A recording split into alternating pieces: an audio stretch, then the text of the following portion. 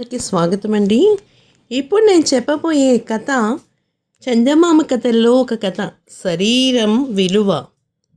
ఉదయగిరి రాజు ఉదయసేనుడు గొప్ప ధర్మాత్ముడు. అతను తన రాజ్యంలో అందరికీ ఏవో పనులు చెప్పి వాళ్ళని సుఖంగా జీవితాన్ని వెలగట్టేలాగా చేస్తున్నాడు. అయితే కరువు అనే మాట లేకుండా అందరికీ పనులు కల్పించేశాడు. ఎవరు కానీ కటికి దరిద్రులు అనుభవించవలసిన వాళ్ళు ఎవ్వరూ అక్కడ లేరు. రాజు ఇలా చేయడం వల్ల దేశంలో అడుక్కునే వాళ్ళు అనేవాళ్ళే లేరు. ఉదయగిరి రాజ్యంలో ఏ పని లేని ముసలివాళ్ళు, వికలాంగులు, నిస్సహాయులు మాత్రమే బెచ్చమెతుకుని జీవిస్తున్నారు. ఆ దేశపు బిచ్చగాళ్లలో ఒక యువకుడు ఉన్నాడు. వాడు పుట్టి బుద్ధి ఎరిగినప్పటి నుంచి కూడా పనిపాట్లలోనికి వెళ్లకుండా బిచ్చగాడి వృత్తిలోనే బతుకుతున్నాడు. కానీ రాజ్యంలో బిచ్చగాళ్లకు ప్రోత్సాహం క్రమంగా తగ్గిపోయి ఉండడం వల్ల వాడికి తన వృత్తి జీవితం అంతకంతకు కష్టతరం అయిపోయిందన్నమాట. ఎందుకు? వాడు అడుగు తినడం అలవాటు పడిపోయింది, ఎవడో బెచ్చమేయట్లేదు. అందుకు వాడు చాలా కష్టం అనిపిస్తుంది అన్నమాట. చివరికి ఒకనాడు ఉదయం మొదలు మధ్యాహ్నం దాకా ఏ వీధిలో ఎవరు వాడు బుచ్చం వేయలేదు. ఇంటి ఇల్లాలు అతడిపై కనికరం చూపించి కాస్త భిక్షం వేసిన పాపాన్ని పోలేదు. ఆకలి వేసేస్తుంది అతనికి. ఇలా ఉండగా ఆఖరికి రాజధానిలో చెట్టు కింద కూర్చుని వాడు దారిపోయే వాళ్ళందరినీ దీనంగా అడుగుతున్నాడు. అయినా ఎవ్వరు కూడా వాడిని వంకైనా చూడలేదు. ధనవంతుణ్ణి ధ్యానిస్తే ఏదైనా ప్రజలకు దయ కలుగుతుందేమని వాడు గొంతెత్తి, ఓ పరాత్పరా, ఏదైనా నాకు ఇంత ముష్టి, పేదవాడిని నాకింత ముష్టి, ఆపద్రక్షక, కడుపు కాలేవాడికొక కబళం, దయామయ, దౌర్భాగ్యులకింత ధర్మం అని కేకలు పెట్టాడు. అప్పటికి ఎవ్వరూ వినిపించుకోలేదు. అరిచి అరిచి అసలే ఆకలిగా ఉన్నాడేమో శ్వాస వచ్చి పడిపోయాడు. వాడికి దేవుడి పైన కూడా కోపం వచ్చేసింది. అయితే అక్కడ, ఓరి భగవంతుడా, ఎక్కడ చచ్చావురా? పుట్టించినవాడు పెట్టించడా అంటారే, పుట్టించిన వాడికి పట్టించవేవిరా, నీ అమ్మ కడుపు కాల అంటూ వాడు నోటికి వచ్చినట్టు తిట్టేస్తున్నాడు అన్నమాట. అయితే సరిగ్గా ఆ సమయంలో రాజుగారు ఉదయసేను గుర్రం మీద రాజవీధి వెంట వెళుతూ బిచ్చగాడి మాటలు ఆలకించి గుర్రాన్ని ఆపి దిగి నేరుగా వాడి దగ్గరకు పోయి, ఎవరినన్నా అలా తిట్టేస్తున్నావు అని అడిగాడు. ఇంకెవరిని? పాపాల భైరవుడు, ఆ భగవంతుడినే అన్నాడు. కోరిన కోరికలు నెరవేర్చే భగవంతుడి పూజించాలి కానీ ఎవరైనా ఇలా ఇష్టం వచ్చినట్టు చేస్తారా, తిడతారా అన్నాడు రాజు. ఇంకేం చేయాలి? పొద్దున్న లేచినప్పటి నుంచి నాకు కూడు దొరకలేదు, ఎంతసేపు ముష్టెత్తినా చింత కాసైనా ఎవరూ వేయలేదు అంటూ బిచ్చగాడు కోపంగా అడిగాడు. ఒరేయ్, ఒక పని చెయ్యి, నీకు డబ్బులు నేను ఇస్తాను, నేను ఈ దేశానికి రాజుని, బదులుగా నీ చెయ్యి ఒకటి నాకు ఇచ్చేయి, 1000 రూపాయలు ఇస్తాను, లేదా కాలొకటి ఇచ్చేయి, నీకు 2000 ఇస్తాను, ఇంకా కళ్ళు ఇచ్చినా అంటే ఏకంగా అర్ధరాజ్యం ఇస్తాను అన్నాడు రాజు. మంచి బేరమే, నీ డబ్బు నాకొద్దు, నీ మారు బేరం వద్దునే వద్దు, నేనేమీ ఇవ్వను అన్నాడు బిచ్చగాడు. అంటే నువ్వు బాగా భాగ్యవంతుడు అన్నమాట. నీకు 1000 వరహాల కంటే విలువైన చెయ్యి, 2000 కన్నా విలువైన కాలు, అర్ధరాజ్యం కన్నా ఎక్కువైన కళ్ళు ఉన్నాయన్నమాట. అవి ఇచ్చినందుకు దేవుణ్ణి పూజించకుండా తిడతావేమిట్రా పశువా? పో, దేవుడిచ్చిన విలువైన కాళ్ళు చేతులు ఉపయోగించి పొట్టపోసుకో, బెచ్చమెత్తుకో అని వాడిని మందరించి రాజు వెళ్ళిపోయాడు. అది మొదలు వాడు వీధుల వెంట బెచ్చగత్తడం మానేసేసి శరీరానికి శ్రమ కల్పించి చక్కగా బ్రతకడం నేర్చుకున్నాడు అన్నమాట. చూసారా పిల్లలు, కథ ఎలా ఉంది మరి? అయితే ఇది చిన్న కథ. మరొక కథ చెప్పుకుందామా? పోలవరం జమీందారు గారు. కథ పేరు నిజాయితీ. పోలవరం జమీందారు గారు దివాణం కాపలా కాయడానికి నౌకర్ని నియమించాలని అనుకున్నారు. అది తెలిసి ఆనందుడు, సునందుడు అనే 2 వ్యక్తులు అక్కడికి వచ్చారు. జమీందారు గారు ఆనందుడిని ఆ రాత్రి దివాణంలో కాపలా కాయమన్నాడు.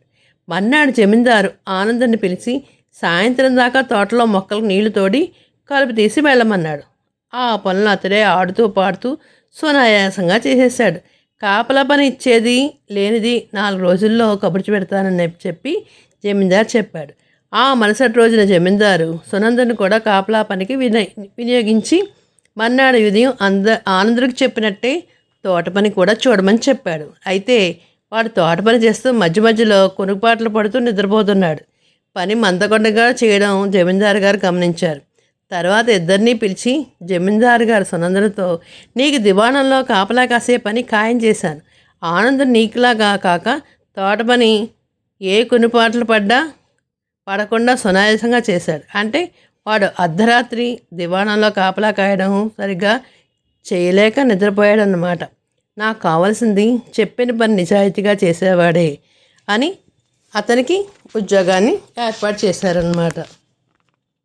నీతి ఏమిటంటే, మనుషులు నిజాయితీగా ఇచ్చిన పని సక్రమంగా చేసినట్లయితే ఆ పనికి సరైన విలువ ఉంటుంది, అవతల వాళ్ళు కూడా మెచ్చుకుంటారు. మరొక చిన్న కథ చెప్పుకుందామా అయితేని. మరొక చిన్న కథ పేరు రాజద్రోహం. కళింగ దేశాన్ని రిపుంజయుడు అనే రాజు పరిపాలిస్తున్నాడు. అతడు పేరుకు తగ్గట్టే శత్రువులను అతి వీర భయంకరుడులను, ప్రజలను అభయంకరుడుగాను, ఇరుగు పొరుగు రాజ్యాలు తనను కన్నెత్తైనా చూడలేని విధంగా బాగా పరిపాలన కట్టుదిట్టంగా చేస్తున్నాడు. బెడదనేది ఏమీ లేదు. ఒక కళింగ రాజ్యాన్ని పట్టి పీడిస్తుంది ఒకటి మాత్రం. ఆ దేశ రాజధాని కంచీపేటకు ఆనుకుని పెద్ద అడవి ఉంది. ఆ అడవి అవతలున్న గ్రామం నుండి ప్రజలు రకరకాల పనుల మీద రాజధానికి అడవి గుండా రాకపోకలు సాగిస్తున్నారు. విలువైన వస్తువులు ధనరాశులతో అడవి దాటి బాటసారులను దారి కాసి దోచుకుని దోపిడీ దొంగలు బెడద చాలా ఎక్కువగా ఉంది. మొదట్లో చీకటి పడ్డాక మాత్రమే జరిగే దోపిడీ రాను రాను పట్టపగలే దోచుకోవడం మొదలైంది. అయితే దోపిడీ దొంగలు ఆగడాలు కట్టేందుకు ప్రయత్నాలు ముమ్మరంగా చేస్తున్నట్టు సేనాధిపతి ప్రశంసేనుడు పదే పదే చెబుతున్నా ఫలితం రాకపోవడంతో రిపుంజయుడు తీవ్ర అసహనానికి గురయ్యాడు. ఇక ఆ సమస్యను తానే పూనుకుని ఒకనాడు సాయంత్రము మారువేషంలో ఒంటరిగా అడవికి బయలుదేరాడు. కొద్దిగా చీకటి పడేసరికి వర్తకుని వేషంలో ఉన్న రిపుంజయుడు అడవి మధ్య ప్రాంతంలోకి చేరుకున్నాడు. ఊహించినట్టే ఒక దొంగ ముఠా హఠాత్తుగా అతని చుట్టుముట్టింది. దొంగ ఆనవాళ్లు గుర్తుపట్టడానికి ప్రయత్నిస్తే తన దగ్గరున్న నకిలీ ఆభరణాల మూట వారి కొల్లగొట్టి అవకాశం కల్పించాడు రిపుంజయుడు. అతన్ని నిలువు దోపిడీ చేసి మెరుపులాగా అయ్యారు దొంగల ముఠ. వర్తకుని వేషంలో కాలినడకను వెళ్ళిన రిపుంజయుడు అశ్వాల మీద పారిపోయిన దొంగలను చూసి వెంబడించాడు. అవకాశం లేక రాజధానికి వేసి వెళ్ళిపోయాడు. ప్రత్యక్షంగా దొంగల బారిన పడ్డ రిపుంజయుడు ఈ సమస్య సమూలంగా అంతు చేయాలనే దృఢ సంకల్పంతో ఒక అధికార గణాన్ని అత్యవసరంగా సమావేశపరిచాడు. ఆ స్థానంలో మహామంత్రి, సేనాధిపతి, ఉపసేనాధిపతులు అందరూ కూడా సమావేశమై ఉన్నారు. ఎవరు తోచిన సలహా వాళ్ళు ఇచ్చారు. అదే సమయంలో తన వంతుగా ప్రసంగిస్తున్న ప్రసేనుడు వంక చూశాడు రిపుంజయుడు. ఒక్కసారిగా ఒకంత ఆశ్చర్యానికి లోనయ్యాడు. మరుక్షణం ఆగ్రహంతో కళ్ళెరజేసి, ఈ రాజద్రోహిని తక్షణమే బంధించండి అని భటులను ఆదేశించాడు. ఈ హఠాత్ పరిణామానికి మంత్రులతో సహా అక్కడున్న వాళ్ళంతా దిగ్భ్రాంతి చెందారు. కొంత సమయానికి చేరుకున్న మంత్రి రాజు చర్యకు కారణం అడిగాడు. ఇన్నాళ్ళు రాజధానికి సమీపంలో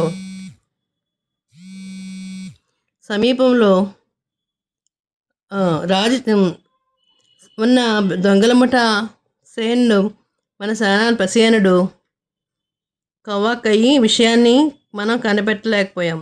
ఎన్ని ఉపాయాలు పనినా తప్పించుకోగలమన్న దొంగల ముఠ ఆరా తీయాలని నేనే అరణ్యంలో మారువేషంలో వెళ్ళా.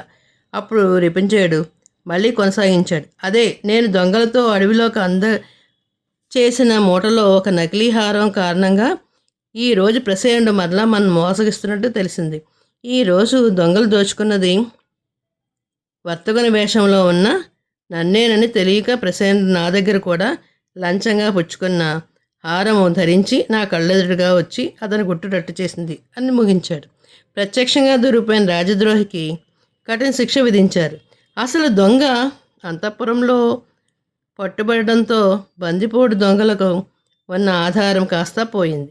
అటు పిమ్మట ప్రసేనుడు అందరూ అండదండలు కొడవడిన దొంగల ముఠ రిపుంజేడు బొట్టల దాటికి ఎక్కువ కాలము మనలేకపోయింది. అంతటితో రాజ్యానికి దోపిడీ దొంగ శాశ్వతంగా పోయిందన్నమాట. ఈ రాజు పసిగట్టి ఆ దొంగల ముఠాలంతా పట్టుకుని వాళ్ళ స్థావరాలను తెలుసుకుని వాళ్ళందరినీ జైల్లో వేయడం వల్ల దొంగలు అనేది సమస్య తీరిపోయింది. అందరూ ప్రశాంతంగా ఉన్నారు. మరి తెలుగువారి దీపకాంతికి లైక్ చేసి, షేర్ చేసి, సబ్స్క్రైబ్ చేసి, కామెంట్ రూపంలో పెట్టండి మరి.